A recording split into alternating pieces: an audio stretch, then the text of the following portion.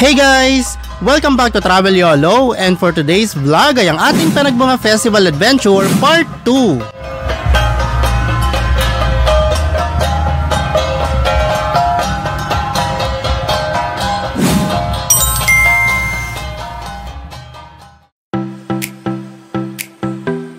Hello guys, good morning.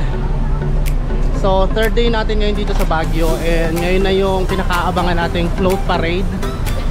So papunta na ako sa venue, magsa 7 AM na.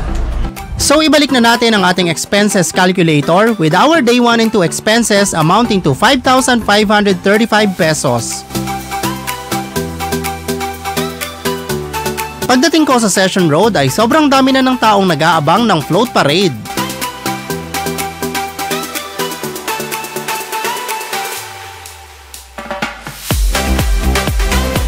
So pupunta tayo guys dun sa pwesto ng mga vloggers, sa bandang baba na ako po pwesto.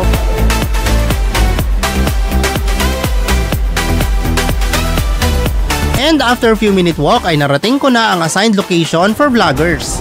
And ito yung Center Island, so dito tayo po pwesto. And wala akong kasama dito. Ako lang mag-isa. So meron pala tayo ditong media assistant guys. Ito si Sir. Ano pong name niyo Sir? Mr. Ramos po. Ayan, so taga Baguio kayo Sir? Benguet.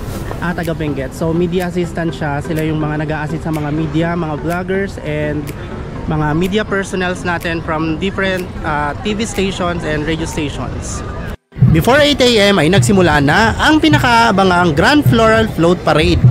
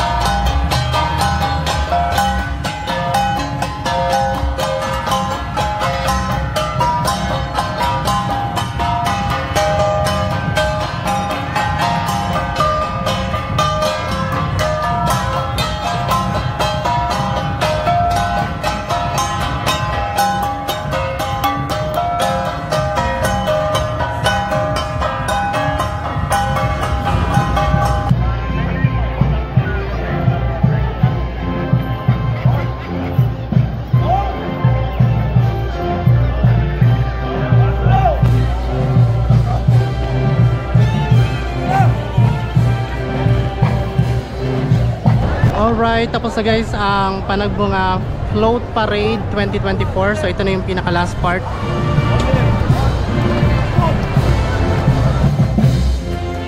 After ng napakagandang float parade ay dumiretso ulit ako sa cafe kung saan ako tumambay kahapon. Umorder ako dito ng ice mocha with ice cream worth 190 pesos.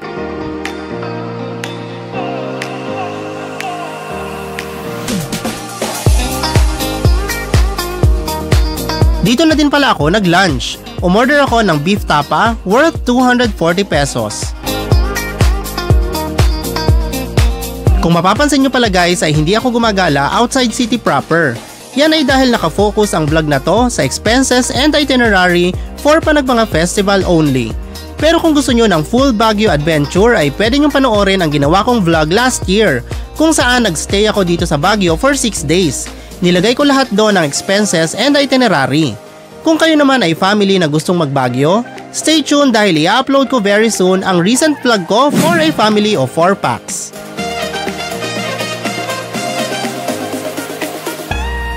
For my dessert ay umorder ako ng vanilla ice cream worth 60 pesos. After kong mag-lunch ay nag-decide akong pumunta sa Melvin Jones Grandstand kung saan naka-display ang mga floral float.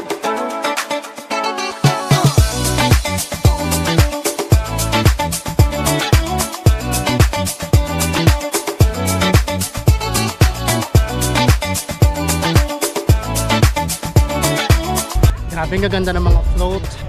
So in case pupunta kayo dito next year guys for Panagbunga Festival 2025 and gusto nyo magpa-picture sa mga float kasi syempre mahirap magpa-picture kapag nasa parade, diba? So puntahan nyo yung mga float dito sa Melvin Jones Grandstand kasi ito yung last stop ng parade and dito na rin nalalagay yung mga float.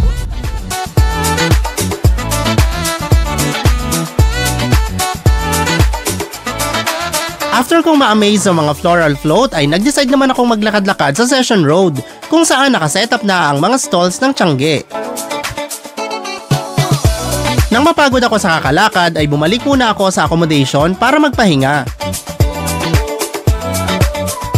Around 7 PM na nang mag-decide akong lumabas para naman mag-dinner. This time ay mas marami ng tao sa Session Road dahil mas marami ng open na booth at mga kainan.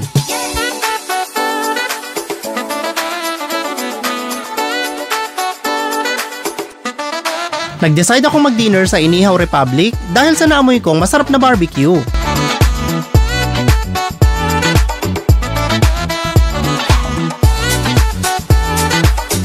Umorder ako ng liempo, 2 rice and soft drink worth 270 pesos. Reminder lang ulit guys na mag-book na maaga for accommodation kung manonood kayo ng Panagbunga Festival. Nagkakaubusan kasi ng room availability during festival season.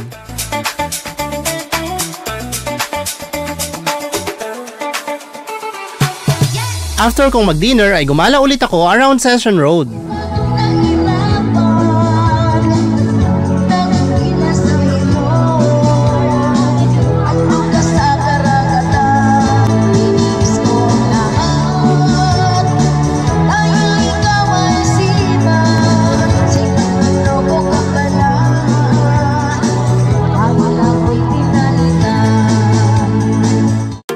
I'm on my own, broken alone. I feel the rain crashing down all around this empty town. I'm searching for the lost and found, but you don't care, you're unaware. Keep moving like the sky. Hey guys, good morning. So kakalabas ko lang 9 AM na. Bumawi ako ng tulog kagabi kasi for the past 2 days medyo maaga ako nagigising para i-cover yung Panagbunga Festival, yung street dance at saka yung float parade. So 4th day na natin ngayon guys dito sa Baguio and last day na. Mamayang 12 noon checkout na tayo and then biyahe na ako papuntang Manila. Pero for now, gala-gala muna tayo dito sa Session Road kasi may time pa naman. Nag-decide akong tumambay dito sa Post Office Park. Located ito sa Session Road between Baguio Cathedral and SM.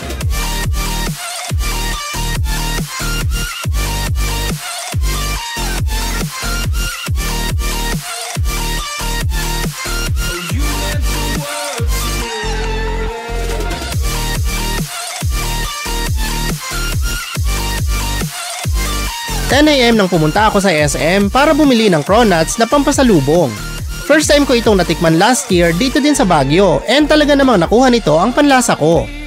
Bumili ako ng 18 pieces, assorted flavor na siya, worth 900 pesos. like shadows in the atmosphere. Around 11 AM nang mag-lunch ako sa McDo. Umorder ako ng chicken fillet with drinks worth 137 pesos. In hopes you chase away my fears. I'm on my own. You made So ang total na nagastos ko para sa ating 4 days and 3 nights Panagbunga Festival Adventure ay 7,332 pesos. So that's it guys for my 4-day Panagbunga Festival Adventure 2024. Thank you so much guys for all your support. Please like and subscribe. I thought you were the one for me. That's why I give you everything. Let's go.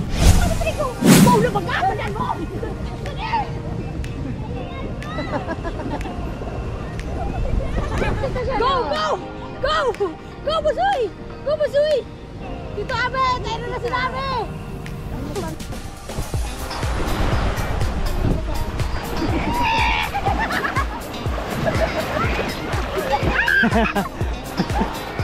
Ha